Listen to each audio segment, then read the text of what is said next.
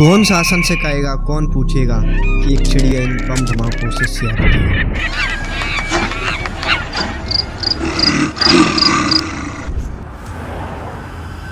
जय श्री राम दोस्तों।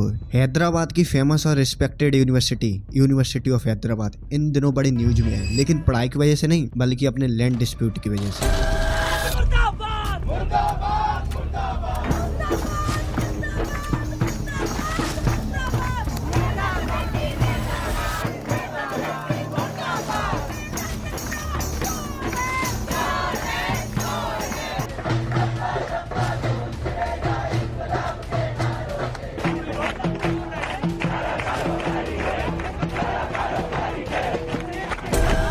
तेलंगाना सरकार का कहना है कि 400 एकड़ जमीन जो यूनिवर्सिटी के पास है वो स्टेट गवर्नमेंट की प्रॉपर्टी है। उसे डेवलपमेंट के लिए यूज किया जाएगा, जैसे कि बिल्डिंगें बनाई जाएंगी, ऑफिसेस बनाए जाएंगे और कई प्रकार के कमर्शियल प्रोजेक्ट में यूज किया जाएगा। लेकिन उसी की दूसरी तरफ यूनिवर्सिटी के स्टूडेंट और टीचरों को कहना है ये जमीन एनवायरमेंटली सेंसिटिव है, यानी हजारों लाखों पेड़ पौधों और जानवरों का घर है। जब ये फैसले की खबर बाहर आती है तो स्टूडेंट ने प्रोटेस्ट करना शुरू कर दिया। उन्होंने पीसफुल तरीके से अपना विरोध जताया, बैनर लगा के, नारे लगा के और एक शांतिपूर्ण धरना से। लेकिन फिर अचानक पुलिस कैंपस में आती है और कुछ स्टूडेंट को गिरफ्तार कर लिया जाता है, यानी उन्हें कुछ टाइम के लिए पकड़ लिया जाता है और इससे माहौल और ज्यादा टेंस हो जाता है। अब ये मुद्दा सिर्फ स्टूडेंट और एडमिनिस्ट्रेशन तक नहीं रहा है, बल्कि इसमें कई पॉलिटिकल पार्टी की भी एंट्री हो चुकी है। कुछ पॉलिटिकल पार्टी सपोर्ट कर रही हैं तो कुछ इसका विरोध भी कर रही है। सीएम रेवन्नाथ रेड्डी ने एक लेटर भी लिखा है सेंट्रल गवर्नमेंट को, जिसमें उन्होंने कहा है ये जमीन लीगली स्टेट गवर्नमेंट की है। बस सोशल मीडिया पर भी अब तो लोग डिवाइड हो गए हैं। कुछ लोग कह रहे हैं डेवलपमेंट जरूरी है तो कुछ लोग कह रहे हैं एनवायरमेंट प्रोटेक्शन जरूरी है। स्टूडेंट के पास कुछ सिंपल सवाल है, क्या इससे हमारी पढ़ाई पर क्या इफेक्ट पड़ेगा? क्या कैंपस सेफ रहेगा? क्या लाखों जानवरों को बेघर करके और लाखों पेड़ों को काट के डेवलपमेंट जरूरी है?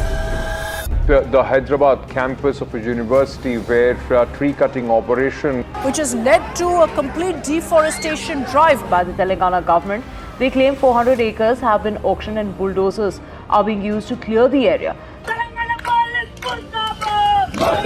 जब एक जमीन पर दो दावे हों, एक का ये मेरी है और दूसरा का ये मेरी है, तो किसकी सुनी जाए? सेम केस यही अभी हैदराबाद यूनिवर्सिटी और तेलंगाना गवर्नमेंट के साथ हो रहा है। लेकिन बड़ा सवाल ये उठ रहा है कि गवर्नमेंट सही है या स्टूडेंट? आइए दोनों पॉइंट ऑफ व्यू को हम जानते हैं। सरकार का कहना है कि ये जमीन राज्य सरकार की ऑफिशियल प्रॉपर्टी है, यूनिवर्सिटी की नहीं। उनके पास ओल्ड रिकॉर्ड और लैंड डॉक्यूमेंट भी है और सरकार कहती है कि इस जगह को स्मार्ट सिटी, कमर्शियल हब या पब्लिक यूज में लाया जाएगा, जिससे जॉब इंफ्रास्ट्रक्चर की ग्रोथ होगी। और गवर्नमेंट का मानना यह भी है कि यूनिवर्सिटी ने इस 400 एकड़ जमीन का कई सालों से कुछ यूज नहीं किया है, तो ये सब वेस्ट जा रही है। लेकिन दूसरी तरफ स्टूडेंट और यूनिवर्सिटी के टीचरों का कहना है हैदराबाद यूनिवर्सिटी कैंप सिर्फ एक एजुकेशनल जोन नहीं है, बल्कि एक कई वाइल्ड लाइफ का घर भी है। अगर यहाँ पर कुछ हुआ तो लाखों जानवर बेघर हो जाएंगे और शायद वो मारे भी जाएं। इसका जिम्मेदार कौन होगा?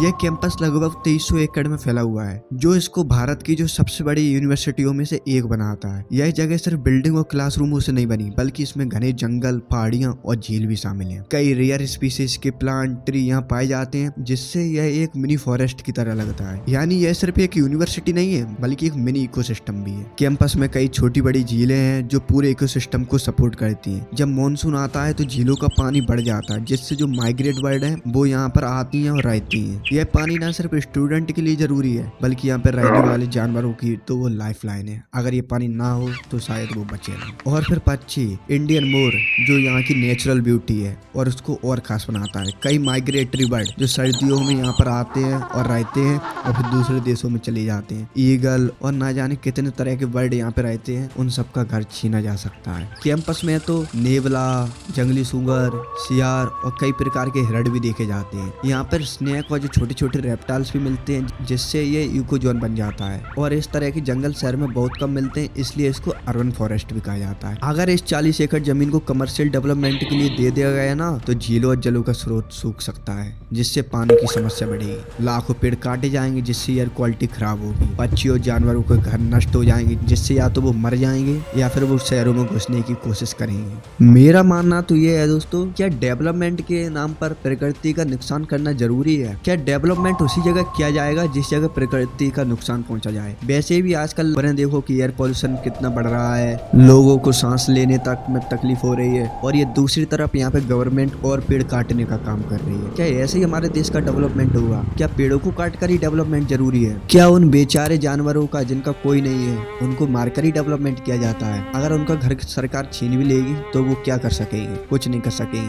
बेचारे अपनी जान ही दे देंगे। क्या उनके लिए ये अर्थ नहीं है? क्या ये बस सरकार और हमारे लिए ही है? क्या हमारे लिए डेवलपमेंट जरूरी है? क्या उनके लिए कुछ जरूरत नहीं है? और आखिर में मेरा ओपिनियन तो यही है, अगर डेवलपमेंट होना है तो ऐसी लैंड पे भी हो सकता है जिससे कम एनवायरनमेंट पर इम्पैक्ट हो, ना कि जंगलों को काटकर ही डेवलपमेंट जरूरी है। अब बात ये नहीं है कौन जीतेगा या कौन हारेगा, इसका सॉल्यूशन क्या निकलेगा। बात तो ये है, क्या सरकार किसी अल्टरनेट लैंड को डेवलप कर सकती है? क्या स्टूडेंट की बात सुनकर इस जमीन को इको जोन या एजुकेशनल रिजर्व बनाया जा सकता है? क्या दोनों पक्ष बैठकर म्यूचुअल एग्रीमेंट पर पहुंच सकते हैं? देश में डेवलपमेंट जरूरी है, लेकिन प्रकृति को हार्म करके तो डेवलपमेंट जरूरी नहीं है। आपका क्या मानना है? क्या सरकार सही कर रही है या फिर नहीं? एनवायरमेंट एजुकेशन को बचाना ज्यादा जरूरी है या फिर जो सरकार कर रही है उसको ज्यादा जरूरी है? आप कमेंट बॉक्स में अपनी राय जरूर दें। किसी नए वीडियो में नए टॉपिक के साथ, तब तक के लिए जय हिंद।